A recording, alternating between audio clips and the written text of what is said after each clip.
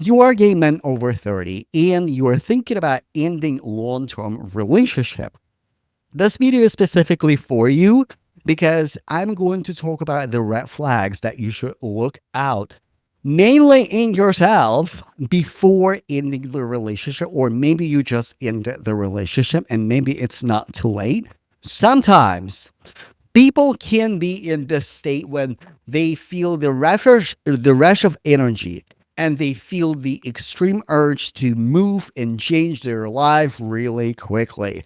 And in psychology and in psychopathology, in psychiatry, we talk about manic episodes, and remorse is very common. So, also, I'm going to talk about psychological, social, and systemic parts of the divorce and how divorce and separation affects you, the one who is living relationship, psychologically, socially, and systemically. Because divorce is multi-layer phenomena, multi-layer event, and so it's psychological, it's social, and it's systemic. As always, I'm going to give you practical steps like what to do next, or at least information that you can understand what's going on. So, also, like the red flags that I have to point out first, I'm not talking about abusive relationships. So, if you are in an abusive relationship, this video is not for you. You're more than welcome to stay and watch. Maybe some things will resonate with you, but this is not necessarily specifically about abusive relationship, physical or emotional. Now, another red flag that I have to flag and warn you specifically, it is how you are making that decision. Sometimes people can be in this state when they feel the rush of energy and they feel the extreme urge to move and change their life really quickly. They might think about quitting their job without a plan, ending their relationship without a plan. There's nothing really obviously wrong, or maybe nothing that you cannot tolerate anymore wrong in the relationship.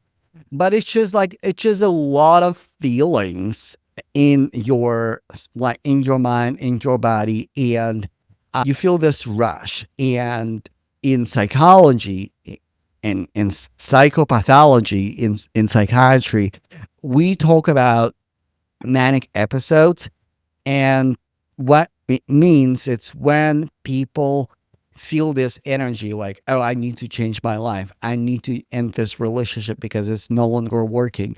I need to quit my job too. I need to move out. I need to do something else. And normally, what goes up must come down. When you come down from that state, then you have to piece your life together again. If it resonates, I recommend you to talk to a licensed mental health professional.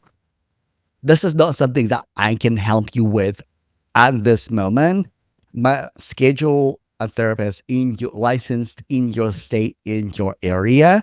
That's very important. If it is not you, if it is just like, hey, no, I'm not in this manic state. I'm not irrational. It's just about time. Now, let's talk about psychological, social, and systemic thing. From the psychological standpoint, remorse is very common, and it doesn't hit you immediately. It hits you after the first few months, regardless if you are starting a new relationship or if you're just living a relationship without anyone in mind. And it's normally starts to slide into your mind after maybe you picture your life as a single person in one way, but it didn't work out that way. It just didn't work out that way. And you start reminiscing and regretting ending your relationship. Now, should you date right after a breakup? I'm going to talk about in my next episode, Rebound. By the way, this is a series. This is part 3. In next episode, I'm going to talk about Rebound. And also, if you are in this situation when you're thinking about like the next step, it's really important to understand the reason why, like why you decide to leave a person. Again, when I talk about abuse, we're talking about when like just relationship somehow ended or you think that it's in normally you're missing something. And if you're new to me, then you might be asking like, okay, Eugene, this resonates. I am a licensed, registered hypnotherapist in the state of Washington. I work with gay men across the United States.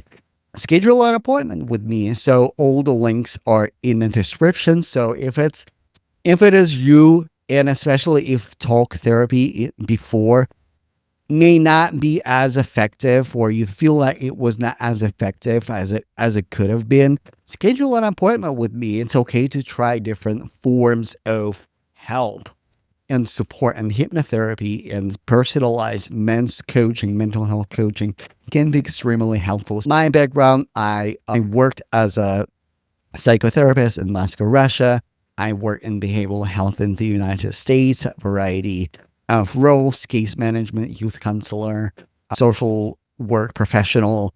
And now I'm running private practice as a hypnotherapist, and I provide hypnotherapy and coaching specifically for gay men in high demanding careers.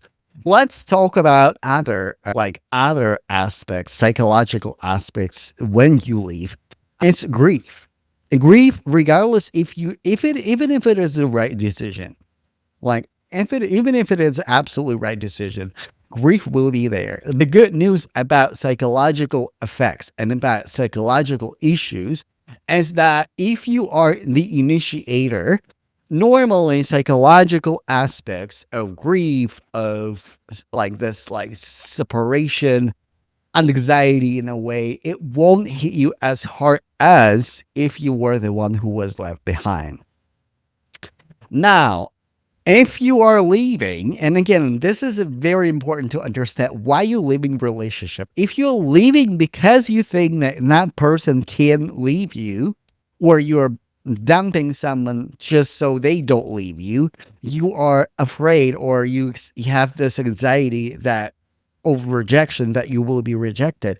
Again, talk to someone. Schedule a consultation. Like that's very important, because that fear might be just, it can be obvious. And of course, over YouTube video, I can help you and help you to see the situation.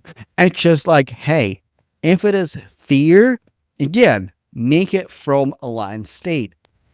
And if you are leaving a relationship for another relationship, I think it's also very important to reevaluate your options, because again, the new relationship might feel like that it's the most, like, again, like give it some time. If it is a new relationship, if it is like 6 months, not even a year, and you're ready to move in and again, like start your life over with another person, give it some time. I know you don't feel like it. I know you feel ready now.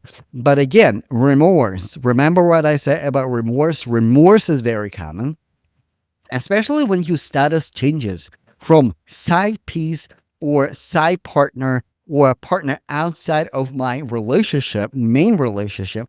Then who is to say that you're not going to bring the same issues with your in your new relationship? So it's really important to understand where you're coming from, and that you're actually making a very valid, very weighted decision, because it is a big decision. And again, the secondary marriages, like, or the marriage after divorce, they are more likely to fall apart. This is statistic. I'm not saying that it will be your situation. Something to consider. And again, if you are jumping into dating right after breaking up, watch my next video if it hasn't come out already, or subscribe to my channel.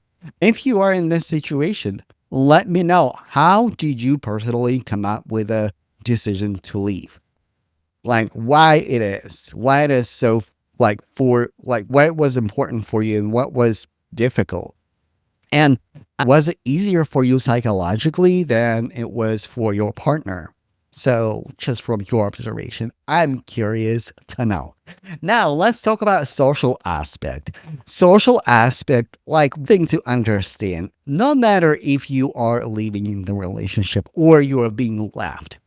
Things like friendship, extended family, social routine, church or faith community or clubs or what have you, you have to figure out how to move forward, especially if you run a business or ministry, whatever it is together, because now you have to figure out like what it is like. Because based what I know, running a business together after divorce, it is possible, but also is it sustainable? Like, will it bring back something that you don't want? And again, if you are a couple in public, it's really important, like especially you if you're one of those like social media couples or people just know about you, you're a public figure, you're in a position of power or in a position when people see you and know your business. It's very important to establish your boundaries with your audience, with your community. Certain things are not for a campaign. Certain things are not for social media. You don't own your people, your community explanation why you're doing certain things in your family. It's okay to keep it private, y'all. It's totally normal to keep it private. And again, it doesn't have to be ugly, by the way. Like, my divorce was not ugly. I was the one who was left. My husband initiated the divorce, and communication and respect is everything in the situation. Everything. So, now, yeah, and something to be aware of, friends. You have to separate, like, understand how to move forward with friends. Some friends will live with you. Some friends will stay with him. Even your original friends, they might choose to stay as his friends. And your friendship might fizzle out. Something to be aware of. Systemic issue, systemic problems, so systemic approach. Now, you used to be one system, like you used to be a family, or you had some sort of social construct, systemic construct, house system. You understood you for medical emergency, paying your bills, paying your rent. My God, rent, right? If one composite that keeps a lot of couples together, sometimes it is just rent. And understanding how to navigate through systemic issues is important. And again, if you are separating with your partner, it's okay to communicate clear boundaries, but also, like, if it is in your power, make sure that you're safe. Make sure that your partner is safe. Make sure that you are systemically protected in terms of your wishes, emergency. And again, situations can be different. Now, let's talk about should you go back? We talked about remorse. Should you go back? And I think it is another conversation for another video. So, rebound and should you reconcile? I will give you a little spoiler. My husband and I reconciled. Do we regret it or not?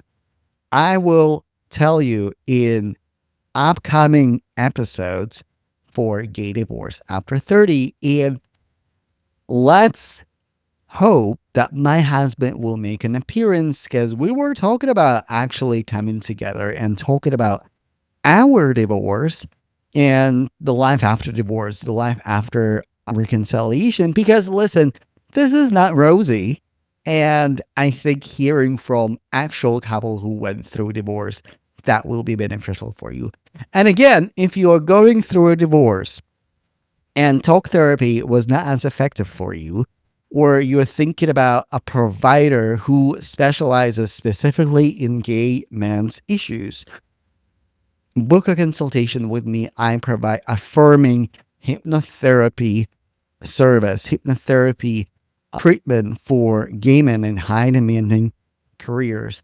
It also includes coaching in all in one packet, so you can integrate the information, the changes, the transformation that you're receiving through hypnotherapy. And I will be making more specific videos how hypnotherapy is different from talk therapy and why in some cases hypnotherapy might be just it. It's fast acting.